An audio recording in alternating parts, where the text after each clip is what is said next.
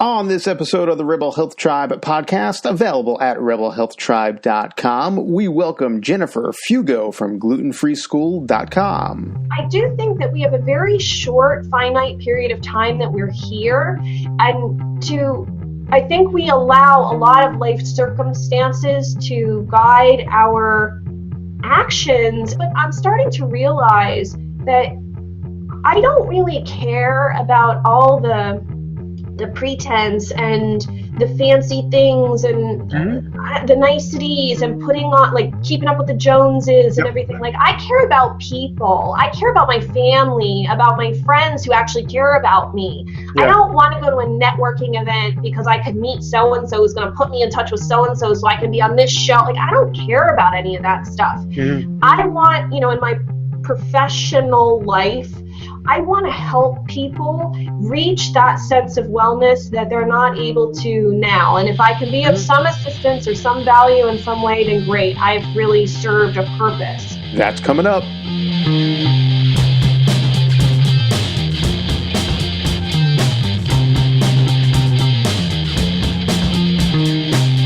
Hey folks, welcome back to the Rebel Health Tribe podcast. I'm Joe Rignola with Michael Roseline. What's up, Mike? Yo, back again. Back again. I feel like we just talked, probably because we just talked. Yeah, this is recording number 2 for the day.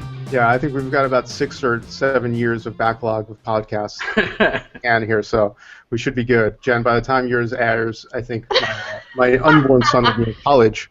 Oh, okay. So that's good. Yep. If that's I'll have gray hair. So what are you going to have going on in 2029 that we can talk about today that they can look forward to? Oh, well, I'm actually launching a course on how to drive your hover ship. Oh, well done. Well, talk about progressive and thinking. Yeah, and I'm going to show people how to make their own space, like Ziplocked food, so that when they travel to Mars, for vacation, gluten-free. Yeah, that's good. That's a good niche, and it's a market that's free Mars food. Awesome. Hey, folks. We have Jen Fugo in the house today. Hi, everyone. We're off to a good start. That was fun. All right, there you go. So, Jen, how's it going? It's going well. Thank you guys for having me. This is probably one of the most laid-back interviews I feel like I've ever done. Well, that's our goal. That's what we're aiming for. Thank you. So you could tell it's laid back because I called you Jen in public and not Jennifer. So it's not, Well, anybody can call me Jen. I'm not really uptight about it. No. I didn't know I wasn't supposed to, so... Yeah. Oh. I guess no, I've been screwing up the whole time. You. No, you have to call me Jennifer. Right, exactly. Actually, it should be really Mrs. Fugo, Mike. No, it can't be Mrs. Fugo. Why? because then I would be my mother. Oh, that's right. That's right. Wow, that's weird. Yeah, that's right. Yeah, I am one of those progressives that didn't take her husband's name. She's feminist. Mira didn't switch names when we got married. So Marissa really didn't have a choice. She went from Pochio to Rignola, so at that point, really, what's the difference? What's the difference? It's just a mess. You're now Italianer. Yeah, you're more Italian. So Jen, let's just get some formalities out of the way. Let folks know a little bit about you, where they can find you online, just basically what you do and why you do it. Sure. Oh my goodness.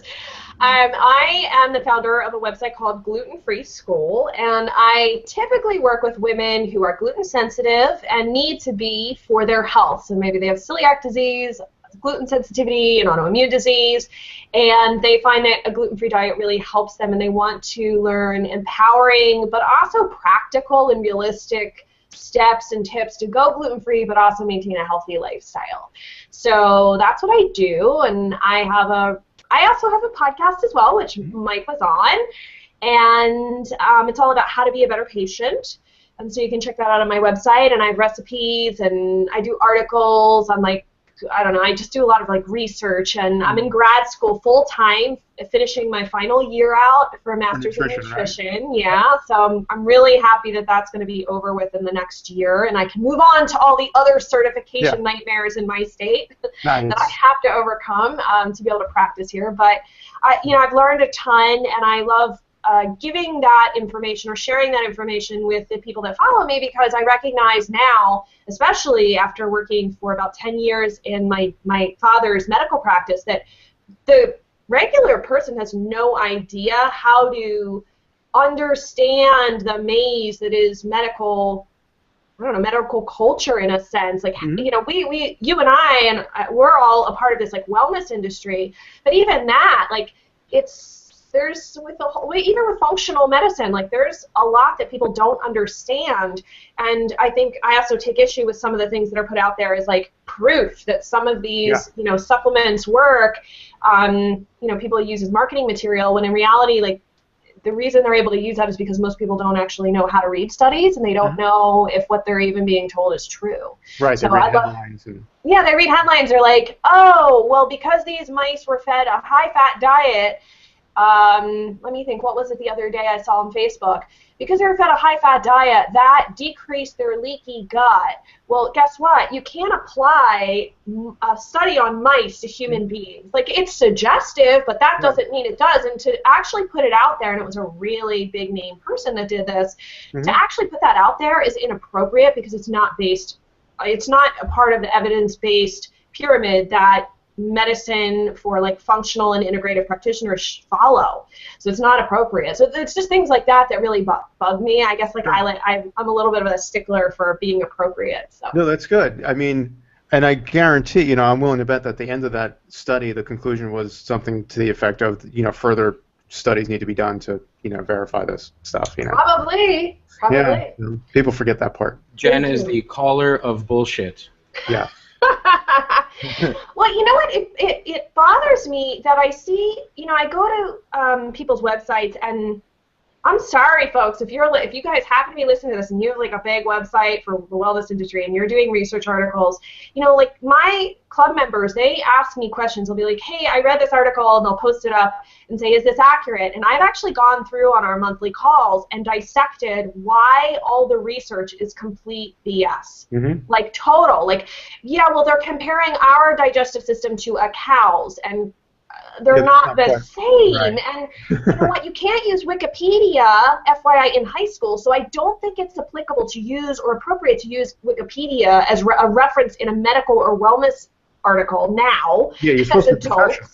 Right, and you know, using test tube studies as proof. Well, test tube studies only show a biochemical pathway in a certain condition, but a human body is complex. I mean, there's so many things like, we don't know. I don't know what the pH of my stomach acid's going to be today. It could be different tomorrow. So there's so many varying factors. You can't go off of animal studies and test tube studies, and it really bugs me that people, I know they don't know, so I'm happy to help provide them that insight so they can make a better decision.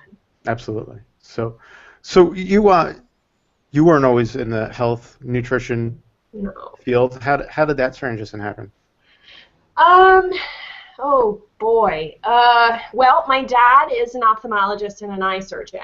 So when I was a kid, I don't know if either of you had this experience with like a family business, but you're kind of like slave labor. Yeah, no, it's like, you're off from school in the summertime? No, you're going to come and work. Yep. So I started off like pulling the charts for the patients every week and writing up the paperwork for my dad. And then eventually I left, and I did get my own job at a record store, and that was really fun because I love music. But after college, I wasn't able to find work in New York City because I graduated the May after September 11th, and nobody was hiring. Everyone was like being laid off. It was just like a terrible time, and my dad was like, why don't you come back? You can help out at the office and then do whatever you want, you know, 4 other days out of the week. So I did that, and that was my journey back into medicine, I would say. I don't know if I was really in medicine before, but it was a real big eye-opener to see like all these wonderful people, like patients that my dad had known for a really long time and that I got to know for years, and many who have since passed away. And I don't work at my dad's office anymore, but every once in a while when I stop over, I'll see somebody and say hi and talk to them like we're old friends. But to see them like on these massive amount of drugs. Like, oh, you have a side effect, here's this. And, like, they come in with these prescription lists that are ridiculous. They're taking pills all day, and they feel terrible. Yeah. I'll never forget one patient's legs were, like, purple. Ugh. And I asked him, I was like, do you drink water? Like, he was diabetic. And he was like, oh, no, my doctor told me that I could drink diet soda. That's fine. So I drink, like, 3 liters of diet soda a day. 3 liters. Yeah. Oh, God. Another patient who, again, was diabetic, and the diabetes connection with eye health is that diabetes causes issues with the vascular system, and you have a very important blood supply in the eye, which is through the retina, and so you can get retinal bleeds and such. So that's why my dad, like, if you're diagnosed with diabetes, you have to go to an ophthalmologist, usually like every 1 or 2 years. So we would see all these cases of, like, diabetes from the very beginning to, like, you know, somebody who's had, like, you know, first it was the toes amputated, then the foot, then the bottom of the leg, then the full leg. I mean, like, it was horrifying to me, and I'm like, how come on TV they don't actually show this reality? Because I think people don't actually think that's ever going to happen to them.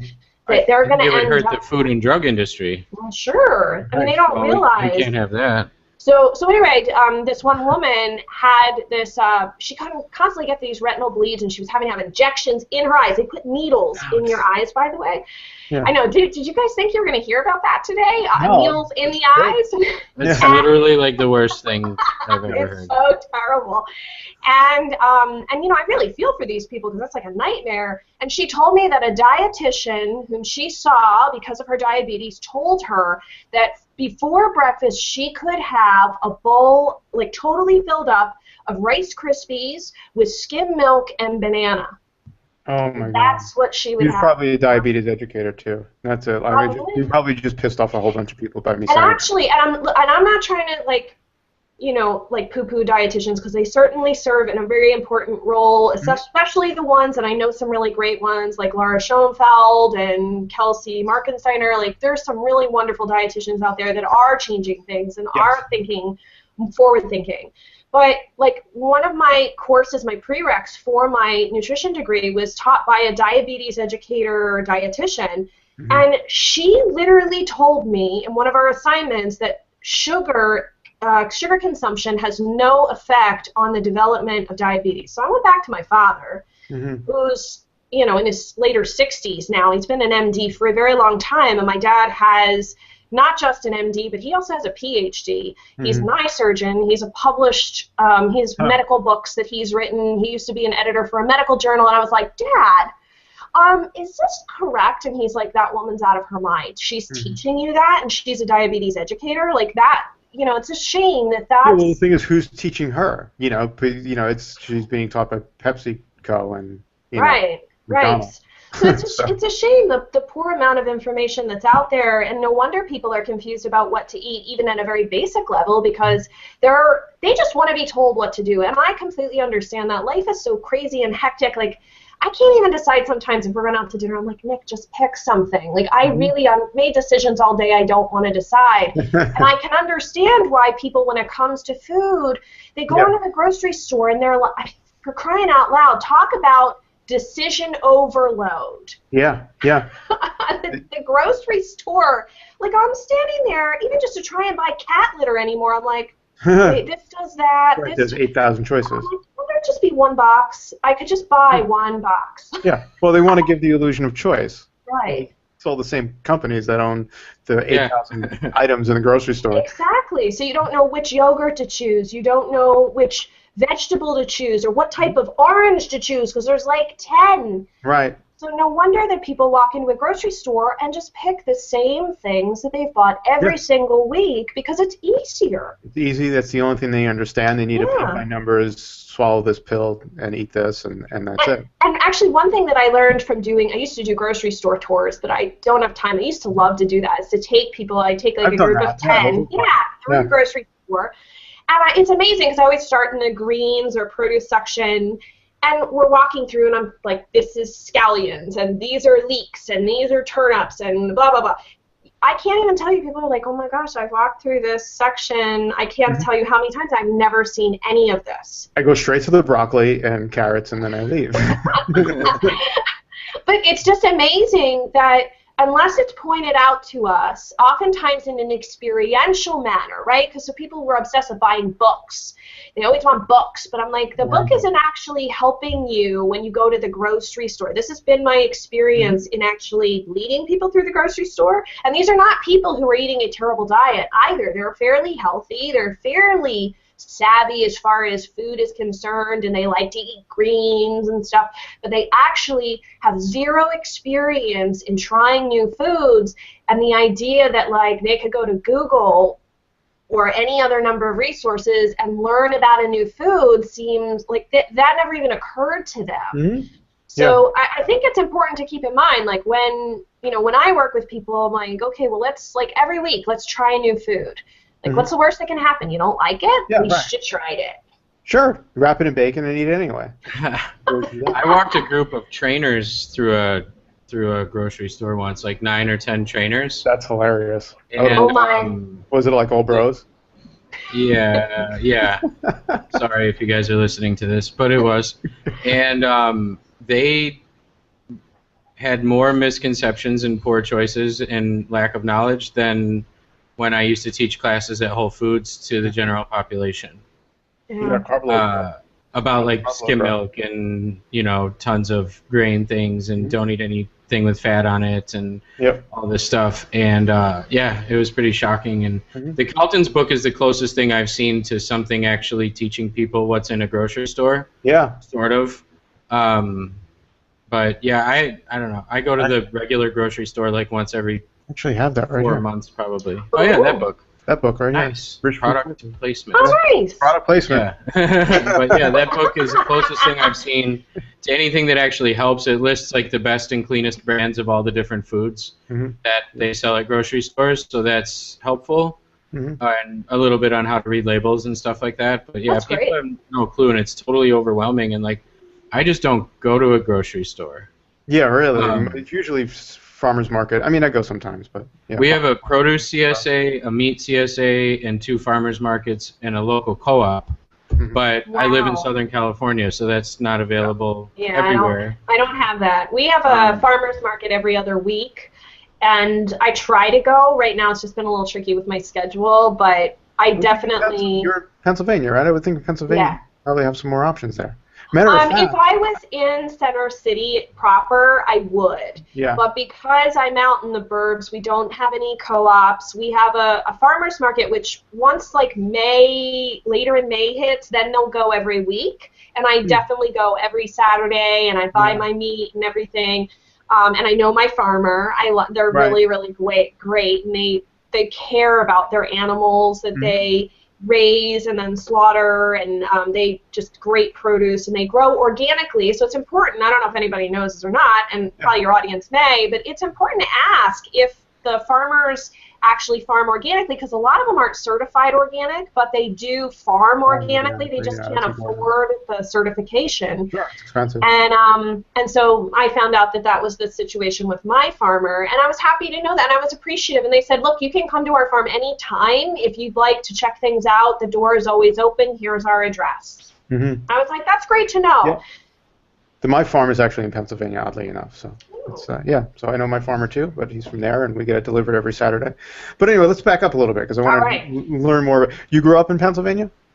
I did. I live about 20 minutes outside of Philadelphia, the center city, we call it. Okay. And so you still are right around the same place you grew up? I am. I somehow found my way home. It's almost like you say that like it's a bad thing. Like, I had dreams as a kid. I was really good at science and art, and I actually had the teachers, the biology professor and the head art teacher. They had this bet going of like who was going to win me, essentially. Like, so they're like, which school is she going to go to? Is she going to go into art, or is she going to go into science? And the problem for me was that I didn't want to become a doctor. I saw the way that my dad was, like the long hours and never it's not his fault, but he wasn't really home a lot when I was a kid. He was always working or on call, or, you know, it's a hard life. And I really feel for kids where both parents are doctors, because it was hard enough with just one parent being a doctor. What'd Mom do? She helped my dad in his practice and then would be with us the rest of the time. So we were very lucky that we had that. And then I also on other days would go and stay and hang out at my great aunt's house. And I had 3 great aunts. So it's like having 3 grandmothers take care of you. And they were really into gardening. They were actually the first generation of my dad's side that lived here and that was born in the U.S. So their parents... Actually, I live in my great-grandparents' house, so my great-grandparents came here from Italy. And it was really great to, like, just spend summers with them when my mom was helping my dad, like, learning how to grow in the garden, picking cherries at their cherry tree, like, just being a kid. I learned how to crochet and sew and, I don't know, just simplistic stuff, but I wasn't seated in front of the TV all day long.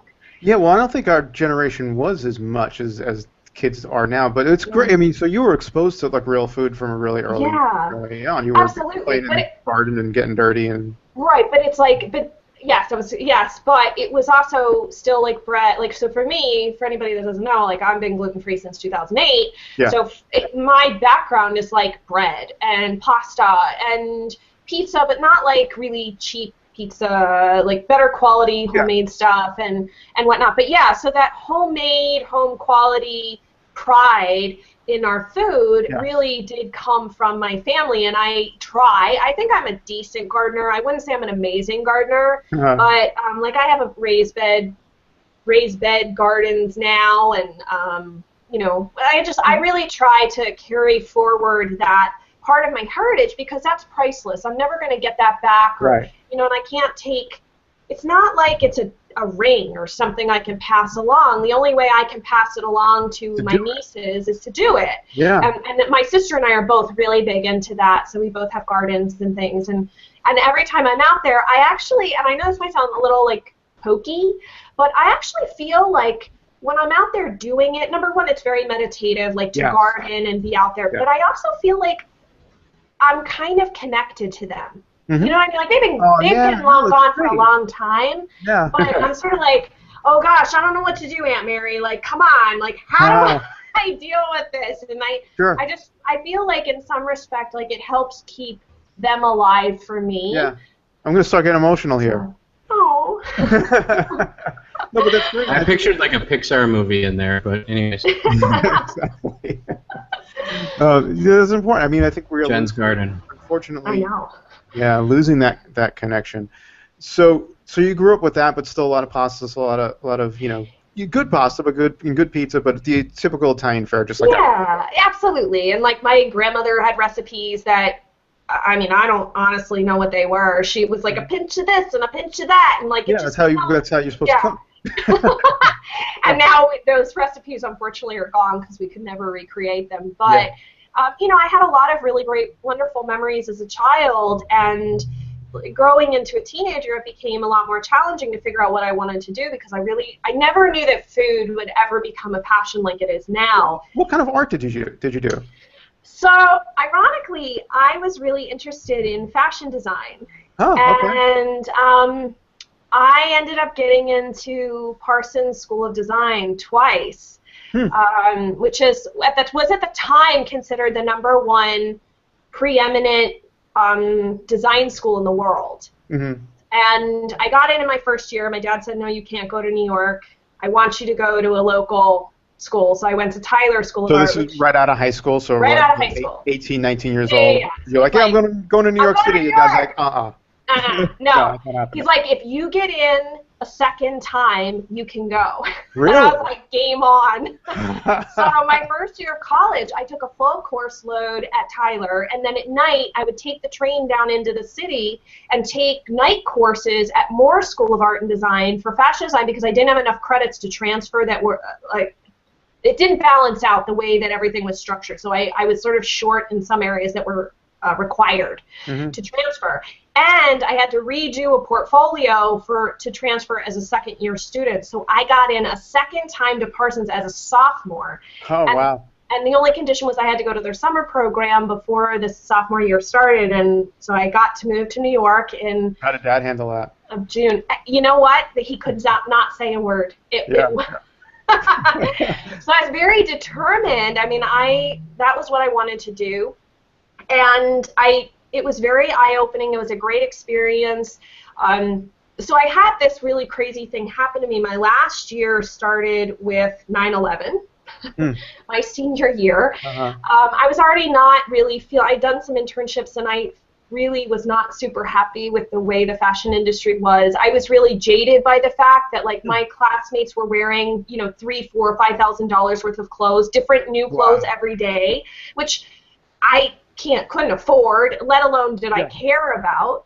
And I don't know. So there was this one time I was with my boyfriend at the time, and we were going to get pizza down in Union Square, and there was it was really cold. It must have been like November or December, really cold in New York City, Joe. So you can imagine. And everybody's freezing. And you see these like poor homeless people like sitting on the side, and they're shivering. And there was this one young girl who looked like my roommate from my sophomore year. And I couldn't shake it. I was just like, oh my gosh, like that looks like Erica. And I felt so bad. Like she was asking for money and stuff, and she was cold. So we went and got pizza, and I boxed up 2 slices because I knew like I couldn't bring her home with me. I couldn't really help her in any other way. I could give her some money, but I didn't know where that money would go, obviously. And I gave her the pizza, and we walked away, and I just started to cry.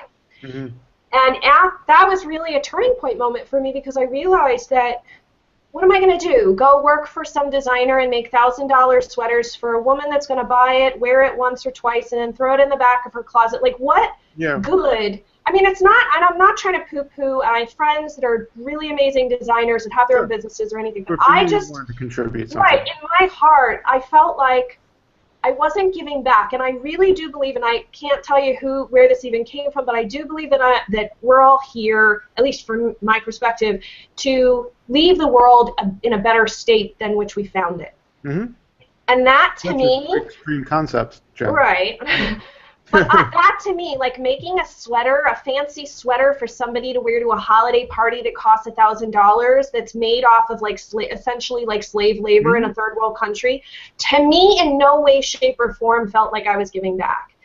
So I ended up becoming that boyfriend's band manager, because at least I felt like what he would do was making people happy. We toured up and down I guess from Virginia all the way up to Vermont, like doing shows, him and the rest of the guys in the band. And so I did that for about 1.5 years or 2 years. And so this is after your senior year? And this started during my senior year. During your senior year. Yeah, and that moment. 23? No, 20. Yeah, I guess 22-ish. Okay. And then when I graduated, I went to work part-time for my dad. So I was doing like band stuff half the time and working for my dad in his medical practice with the patients. I worked right in the rooms with him. And so after that you moved back. Obviously after I your moved senior home. year, you moved back. And actually, I had an apartment in New York City as well, but in like Canarsie, which is all the way at the end of the L, out by JFK. And it was just a lot of like running back and forth and stressful times. And I had a lot of post-traumatic stress disorder from 9/11 that I had to address. And I actually used yoga and a lot of mindfulness stuff to really help me deal with that. Yeah, you're big. Is that when you started getting into yoga? You were big into yoga. Yeah. You're a yoga instructor, right? I was. I don't really teach yoga anymore. Right. But I did, that started like a little bit before then, and it really helped me, find forgiveness. It's not to say that, look, people did what they made their choices, but you can't dwell on it, or else that is what's guiding your life. It's ruling your life. And I just couldn't live like that because I couldn't function anymore. And I had gotten consumed by conspiracy theories and stuff. Yeah. And then my relationship was terrible, and it was mentally and emotionally abusive. And then when I was 24, I actually could not bear it anymore, at all. I couldn't bear life, and I decided, I called my sister, who was really into going down to Costa Rica, and I was like, can we just go to Costa Rica for 2 months? Wow. And she's like, okay. And we moved right after New Year's when I was 25. 24, yeah, so I was 24 before my 25th birthday, and we went for January, February, and part of March. And I lived in a tiny town on the Caribbean side of That's awesome. Costa Rica in Puerto Viejo de Talamanca. And could you just say that again? Puerto Viejo de Talamanca. Thank you. And I actually learned 0 Spanish while I was there. Was it already a lot of Americans there when you were there? There was some, but like I made no effort. Like the most complex thing I could say was La bicicleta está muy bonita, which is the bicycle is really pretty. That's important. Like very That's practical. Useful, I guess. You're trying to buy a bicycle or compliment someone's bicycle. But I learned how to surf when I was there. Oh, cool. I just did things that weren't myself. You know, like I took a step outside of my skin, and at the time, the internet was like super, super duper slow, dial up. I could not read the newspapers. I couldn't understand Spanish, so I couldn't watch the TV, and I couldn't listen to the radio. So I was so disconnected. I had no idea what was going on politically or anything. Which is kind of what you wanted, I would imagine. Yeah, right? and you skipped a winter. I did. That was wonderful. I remember on a Monday at 4 p.m. I was laying in a hammock underneath this what do they call it? It's like they have those metal structures in the metal roofs, like the tin roofs down in Costa Rica. Yeah. Anyways, pouring torrential rain in the rainforest, watching Willow, the movie Willow, in front of me as I'm laying in a hammock, and I was like, oh my gosh, this is the life, man. This is the life. I went to Aruba for the entire most of February. My last February in Chicago, I went to Aruba for like most of February, and I just remember being like, it's 87 degrees and it's February. And it was the greatest February ever, because February is the worst month. Like, February is like the end of the winter-ish. Like, the last time, at least in Chicago, it's the last time it's going to get like -10. It's February. March will get like cold and rainy, maybe snow, kind of crappy, but not like -10 or minus degrees with like you can't go outside weather. And it's been cold for so long that you're like, it has to end soon, and then there's a day where it's like -17. Yep. Yeah. So, skipping the winter. It's great. I can't wait to get out of here. Well, I mean, the one thing that was really helpful for me, and I think it's one thing I see when people get into a rut, and I've seen this with friends and with family members who kind of get caught up in a very negative mindset about their life and about politics and the world around us, is like you kind of have lost a real deep-rooted connection to yourself, and you become so consumed by fear, everything scares you. Yeah. And I needed to I was not happy. I was terribly depressed. You know, 9/11 was sort of like this downward, no, I didn't see that coming. I remember the day, everything that happened, it was my worst nightmare. And taking that step back and leaving my life behind and reconnecting with myself, it was the most valuable experience that I had that's helped shape who I am now. I mean, I literally, just as an quick example, like I was afraid to go surfing, even though like we were on a sandy beach and there was really no risk of getting hurt. There were no sharks or anything, but I had all these reasons or excuses why I couldn't do it. And every day I'd walk past the same surf shop, and the instructor would say, what's your excuse today? And I'd give him an excuse, and he reviewed it. And then I'd walk past. He said, all right, you ready to go out surfing? I'm like, nope. And I'd come back to it. And then eventually, after so many days, after about 2 weeks, I ran out of excuses. And I was like, all right, I guess I'm ready to go surfing. And, okay, I am not a surfer. I think I got up like once or twice, but it didn't matter. I got past the fear of doing it, and I realized that all the excuses weren't serving me. I thought they were protecting me. And I'm not saying, like, you should just go jump out of a window or go hitchhiking or anything like that. You got to use some common sense. But I do think that we have a very short, finite period of time that we're here. And I think we allow a lot of life circumstances to guide our actions, and we end up looking back. You know, now that I'm like 36, and I mean, I'm not saying I'm old by any stretch of the imagination, but I'm starting to realize that I don't really care about all the pretense and the fancy things, and the niceties and putting on, like, keeping up with the Joneses and everything. Like, I care about people. I care about my family, about my friends who actually care about me. I don't want to go to a networking event because I could meet so-and-so who's going to put me in touch with so-and-so so I can be on this show. Like, I don't care about any of that stuff. I want, in my professional life, I want to help people reach that sense of wellness that they're not able to now. And if I can be of some assistance or some value in some way, then great. I've really served a purpose. Right. But in my regular life, I want to spend time with my family and doing things that I love that bring me joy, even if it's like crocheting or like coloring in a coloring book or cooking or being in my garden. It might be boring, but you know what? It brings me joy. Yeah. And I don't know if there's anything boring about that, and I think sooner or later we're all got to get there. We all have to come to these conclusions because you could. And I went through it myself. I needed to have the right car and the right house and the right suit and all this crap, and none of it really made me any happier. There was something else, dramatically wrong with my life that I felt like I needed all this stuff. And at the end of the day, it's like, what's really important. And sometimes you need to go to Costa Rica and do a whole shitload of yoga to figure that out. Everyone go to Costa Rica. Yeah. Seriously, go to Costa Rica. It's a wonderful place. Yeah. I think one of the coolest things that's really helped me, too, is recently that biology teacher I mentioned in the beginning, he passed away from cancer.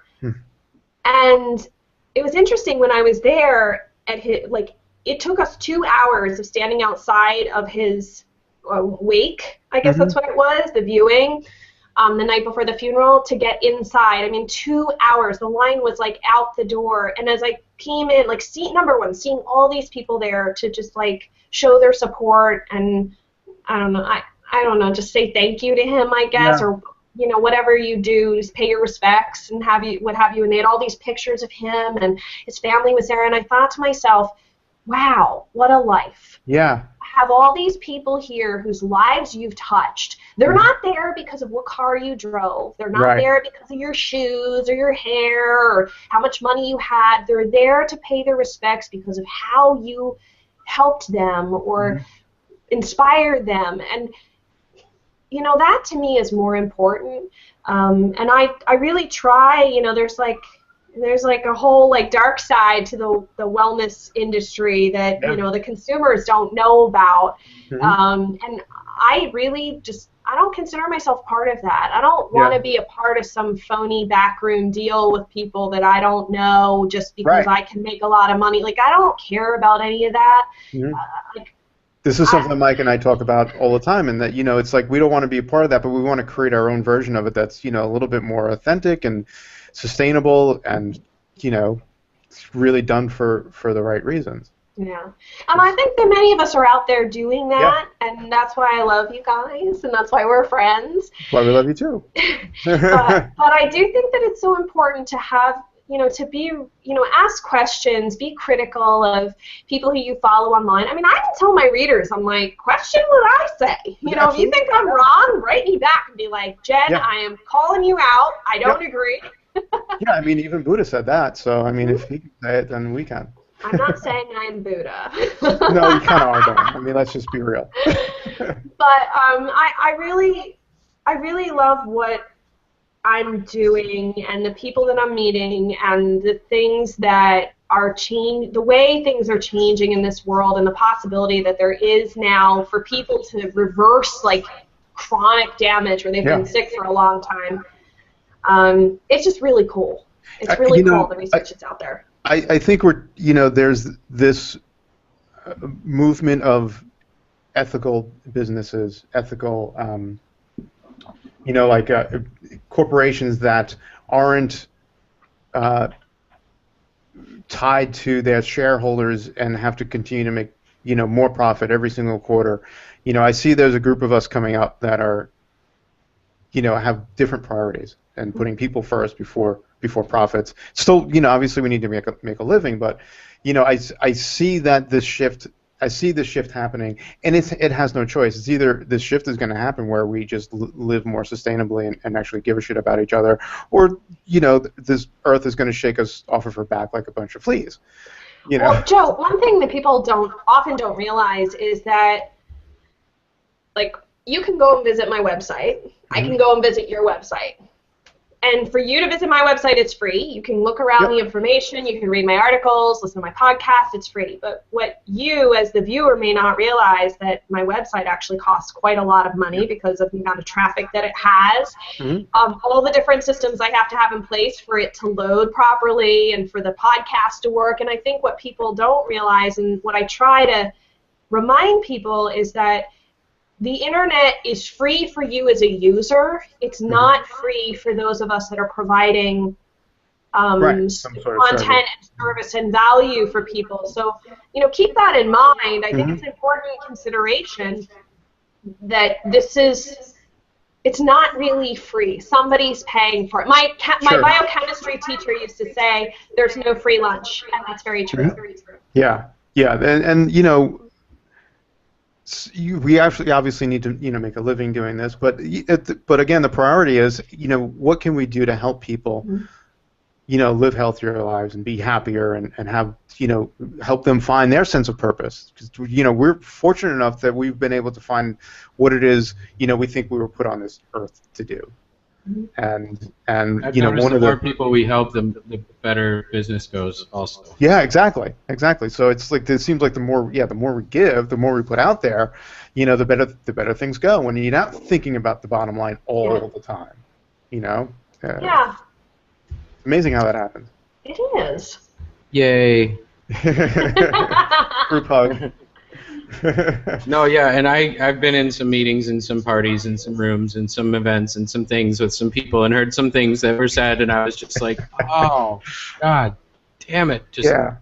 You're a bad person, and I wish I had this recorded so I could play it for people. Yep. But none of that shit over here. It's hard to even keep my mouth shut about it at times, but I mean, it's not just our industry, it's every industry. It's every industry. There's, the right way to do things and the greedy, shady way to do things. It does seem like there's something a little bit more insidious about someone who's in this industry who... That's true, because of the content, or the topic of the... Right, there's like this feigned sort of empathy.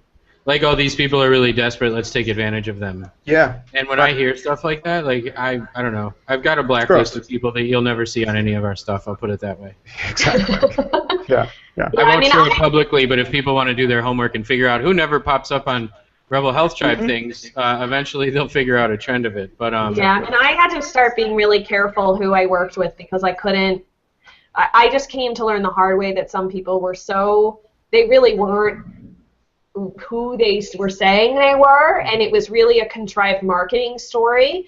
Like high school. Yeah, and they didn't actually care. And believe it or not, everyone, there are really big, gross cliques in the wellness industry, and they're like sororities and fraternities, and cults. You pay a lot of money to be associated with them. And I'm not saying there's anything necessarily wrong with like paying money to be involved in something. Sure, it's not. But to pretend like you're not involved in those things when you are is really disingenuous. Yeah, exactly. So let's shift gears a little bit. I know yoga was a big part of your dealing with the post-traumatic stress disorder. What's your belief now as for do you follow the particular philosophy, or were you raised Catholic because you're Italian? Do those two things kind of go hand in hand? It was for me. They were. I was raised Catholic, and I started to have a harder time with that when I was in high school, just because I saw a lot of contradictions that, Jesus says to love your neighbor or your enemy or basically anyone, and that's not what I was necessarily seeing being taught in my CCD classes, and that became a little hard for me to rectify. So I think when I got to college, I was able through yoga to start realizing that there was this quieter, softer, more deeply connected part of myself, and that was really helpful. Now I would definitely say I'm spiritual, but I don't necessarily follow any particular faith or anything. I kind of have a stigma in general of being put in boxes. Yeah, me too. Like, we could all relate to that. Yeah, I'm a non-box person. I'm not affiliated as a voter registration. Like, I just don't like that. I like to just be me. Right. And I don't think that necessarily is a bad or a good thing. It just is how I feel most comfortable in life. And I think people should find whatever brings them the most solace and the most comfort and peace. I think that peace is a really important part of life, and whether you find it through yoga or you find it through going to church, great. Whatever it takes. Yeah, whatever it takes. It's good for you.